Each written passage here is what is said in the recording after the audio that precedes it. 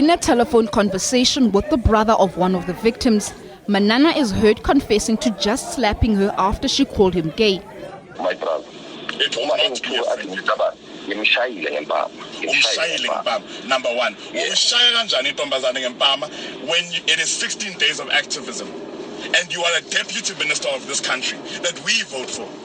The incident happened at the popular nightclub Spot Cubana in Cedar Square Fourways. It's alleged that bouncers looked on while the incident took place. Cubana says it's not commenting on the matter.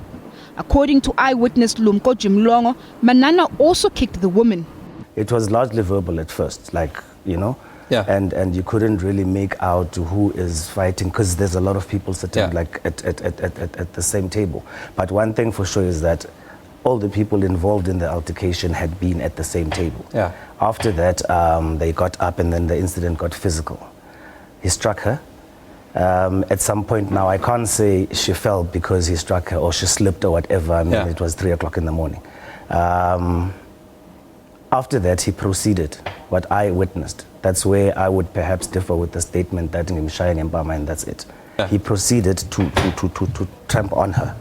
Police are investigating. We need to reiterate that protection of women and children is of paramount importance to the police, and therefore the police must do everything in their power to make sure that this case is dealt with. We need to actually say no one is above the law, irrespective of the position you hold in society.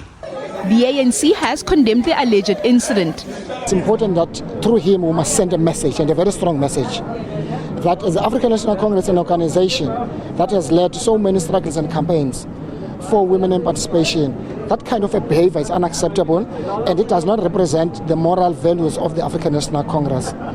But I think given the fact that women continue to endure abuse through their close partners, husbands and so on, it is important that those who are in power, they must be totally listening that never to use their position to abuse women. The DA has asked Manana to apologize and immediately resign. The EFF is calling on the deputy minister to hand himself over to police and for the nightclub to close down if it cannot guarantee the safety of women patrons. SABC News has learnt of another assault case opened against Manana at the Ermelo police station in Mpumalanga. The deputy minister also opened a case of assault against the woman who laid the charge. Both cases were later struck off the roll. Mahlako Komane, SABC News, Johannesburg.